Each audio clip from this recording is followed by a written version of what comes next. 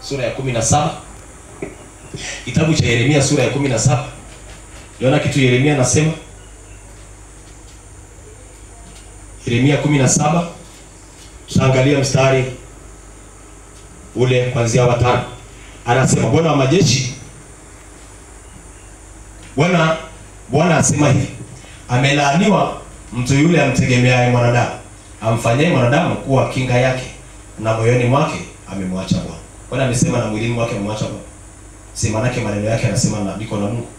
Anasema maneno yake nakupenda Yesu. Maneno yake sina kuabudu. Maneno yake sina kutumikia. Maneno yake sinaenda kanisani. Lakini katika moyo wake amemwacha Bwana. Kwa hiyo nimesema kuchagua hizi njia mbili ziko mbele yetu siku zote. Njia ya uzima, lakini na njia ya baraka. Njia ya baraka ni pale tunapompendeza yeye, ama tunavyofuata sheria zake, ama tunapomuishi yeye. Maana yake tumemchagua yeye, tunampendeza yeye, tunamtumikia yeye, tunamwabudu yeye, tunamtafuta yeye. Hizi ni njia ya uzima na baraka. Kwa hiyo baraka hapa sababu kwa nini? Kila aliyempokea Yesu Kristo amefanyika kuwa mwana. Si ni sawa? Anasema hivi kwenye kitabu cha Yohana sura ya 1 na ule mstari wa 10. Anasema kwamba alikuwako ulimwenguni, wala ulimwengu haukumtambua. Yaani maana yake alikuwa duniani lakini sisi hatujamjua. Asa angalia mstari wa 11. Anasema alikuja kwake, wala walio wake hawajampokea. Walio wake ni kina nani? Wanadamu. Mstari wa 12. Anasema kwamba bali wote waliompokea aliwapa uwezo wa kufanyika wana, ama watoto wa Mungu. Nataka nikuulize swali. Hivi mwana kwa baba si ana urithi? Hivi baba mtoto akishakuwa ni mtoto, si una urithi? Si kuna urithi? Una urithi unampa mtoto wako. Sasa kwa hiyo baraka ni urithi kutoka kwa Mungu. Ndio maana Mungu aliwaahidi baraka wana wa Israeli. Alipowaingiza katika nchi ya ahadi akawapa baraka. Zile baraka zilikuwa ni ahadi za Mungu. Baraka ni ahadi za Mungu juu ya mtu. Kila aliyempokea alimpa uwezo, akafanyika mtoto. Akifanyika mtoto tayari ni mrithi. Kwa Yesu asifiwe. Acha kudanganywa kwamba wanokole wanaga hela. Acha kudanganywa kwamba wanokole hawezi kufanikiwa. Sikiliza, nataka nikwambie hivi. Ukiwa kweli mwana utarithi baraka za baba yako. Baba ndiye anayeachilia baraka. Ndio maana tunaona aliyemfanikisha Ibrahim ni mizimu au ni shetani? Baraka za Ibrahim zimetokana na mizimu ama zimetokana na baba na Mungu mwenyewe? Si ahadi za Mungu. Ibrahim aliokoka hajaokoka? Ibrahim alifanyika mwana hajafanyika mwana? Sasa kwa hiyo iweje leo ukiwa mwana ndio wewe haupasi kumiliki, haupasi kutawala? Mimi nisemaga hivi, nikasema hivi, nilisema kwanza nikiwa kwenye ile madhabahu. Jamani, nilikwanzia kule. Na si nilisema sijui tangu 2022 nikasema hivi, mimi nitakuwa tajiri. Na si tajiri tu, nitaenea duniani. Nikasema hivi, iko siku watawasha. Si nasemaga hilo neno. Nishasema mtumishi wa Mungu maneno. Miaka ile nikasema hivi, iko siku, maana leo nasema hamna, iko siku utawasha TV zao. Unashangaa tu niko amesimama na ubiri. Unamwona niko kwenye TV yako. Si utanipasua kwenye TV au utatupa hiyo TV nje. Lakini nitakuwa. Sijui kama unanielewa. Na sijui kama unaniona ninavyoenda lakini nitakuwa. Kwa nini? Maana kama tunamtumaini huyo Mungu, si miungu. Mungu anafanikisha mwanadamu. Mungu anamuinua mtu. Asikwambie mtu kama ufanikiwi, sikiliza. Mwenye baraka za mwanadamu ni Mungu. Mungu ndiye anamuinua mtu. Mungu ndiye anakupatanisha na watu. Anasema njia za mwanadamu zikimpendeza Mungu, anasema huwapatanisha na maadui. Haijalishi umekuinulia maadui wangapi, lakini njia za mwanadamu zikimpendeza Mungu, njia zako tu, chagua tu njia ya kumpendeza yeye, utaona. Mimi nasemaga hiyo, nilisema nikiwa kule. Hapa tena nasema mimi nitakuwa tajiri. Ndio maana sikiliza, lugha ya Kiingereza ninaweza kufundishwa na Mungu kama mwaka juzi. Nikamwambia mtumishi mmoja nilikwambia, bwana na Mungu ananiambia nunua dictionary. Akaniambia labda na maana. Mimi nikapuuzia. Nikaenda kukaa. Nikikaa tena akaniletea mtu nikawa nazungumza naye. Sasa akaniambia kwa habari ya kesho. Nikamwambia tena hivi. Sasa au ndio wakati wa kwenda shule. Kama nikifika wakati niambie tena. Sasa leo jasho linanitoka, kumbe ningesikiliza tangu kipindi ile. Leo jasho singenitoka. Si ndio? Lakini yuna kama ni wewe Mungu basi niambie tena. Nikamfuata na nikamwambia Mungu, mbona Mungu ananiambia niambie kitu. Kama ni Mungu sema tena. Nikajifanya mimi naelewa sana kuliko yeye. Leo natoka jasho hapa hivi, natoka kwenye kuongea tu nasema naenda kuoga. Jasho linamiminika. Kiingereza mgumu. Bwana Yesu asifiwe. Lakini nataka nikwambie hivi, tutafikaje basi kimataifa kama kanisa? Lazima Mungu akuinue, lazima Mungu akufundishe. Mungu anatufundisha kupata faida, atakuonyesha njia ya kujifunza. Atakuonyesha njia ambayo utafika mahali fulani. Usiangalie ke mizimu inakuhubiria. Sio unanisikiliza mwambie mizimu hivi. Hata leo nilikuwa naomba bwana shetani nisikiliza. Mimi sikuangalie wewe na siangalie majaribu ulipokuwa inaimba wimbo wa Yesu. Mimi siangalie matatizo Yesu na kuangalia wewe. Mimi shetani siangalie matatizo unayoniletea mimi na muangalia Kristo. Kwa hiyo sikiliza nikwambie, ukimwangalia Kristo, ukiangalia njia ya Kristo, usiangalie matatizo yako. Nataka nikwambie hivi, huyo Kristo atakuinulia msaada. Huyo Kristo atakuinua haijalishi. Bwana Yesu asifiwe.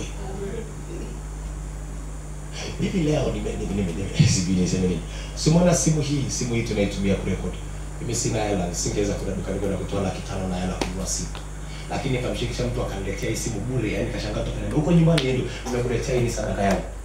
Free, sijatoa hata 50, sijachangia hata vocha. Na ikaja inayo na vocha ndani na kila kitu. Akaniambia na hiyo weka vocha. Lakini nilikuwa naambia Mungu, habari nilipanda siku moja ice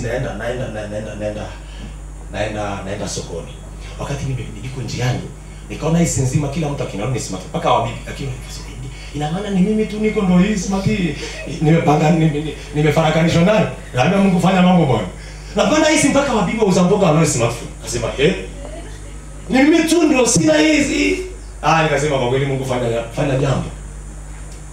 Kwa hiyo nimekuja nimekaa mbele za Mungu nimekuja yenye sijatoa hata 50. Umeelewa? Bwana Yesu asifiwe. Bwana Yesu asifiwe. Kwa hiyo sikiliza. Kwa nini nasema nitafika, nitaenda maana atakaye nipeleka si ni Mungu naye mtumikia. Kwa nini natumikia miungu hapa isiyosikia? Natumikia Mungu asiyesema. Kwa nini sikiliza? Mimi haijalishi kwamba huko utasema haitakuwa. Mimi naangalia aliyeniambia fanya hivi. Kwa hiyo kama namwangalia anayejibu, mimi hofu yangu ni nini? Ukiniambia jana sijala, inakwani shida yangu ni nini? Mimi sitamwangalia anayeleta chakula. Kwani mvua inanyesha mtu anataka mvua? Unaweza kuniambia nani ameleta hii mvua ilionyesha? Unaweza kuniambia taifa gani imetuletea mvua? So amesema watazuia huko mataifa nje, wakasema watazuia dawa ya ukimwi haiji tena hizi kinga. Kwani Yesu aletaye kinga kwenye miili yetu amekufa? Amekufa. Usiangalie maneno ya watu kaanza kutishika. Utakufa nakufa na nini? Wale wamenizuia kufa siku zote. Njia za mtu zikimpendeza Mungu, atawapatanisha na maadui. Njia zako zikikaa salama, ni baraka na uzima. Njia zako zikikaa na Yesu, anasema ni uzima na mema.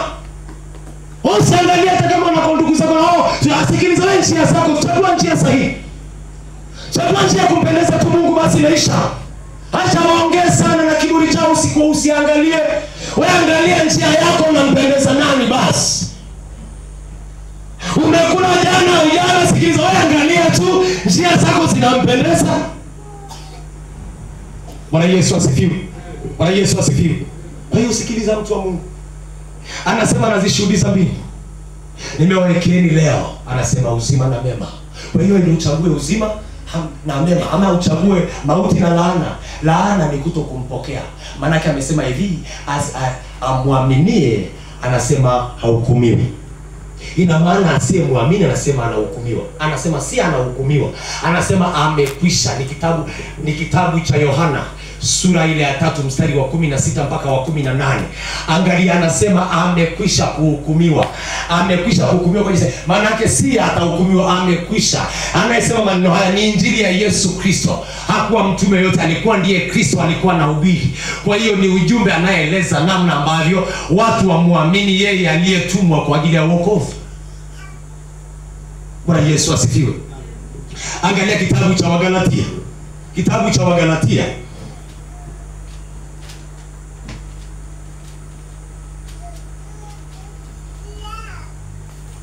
Galatia sura ya 3, angalia mstari wa 13 na wa 14.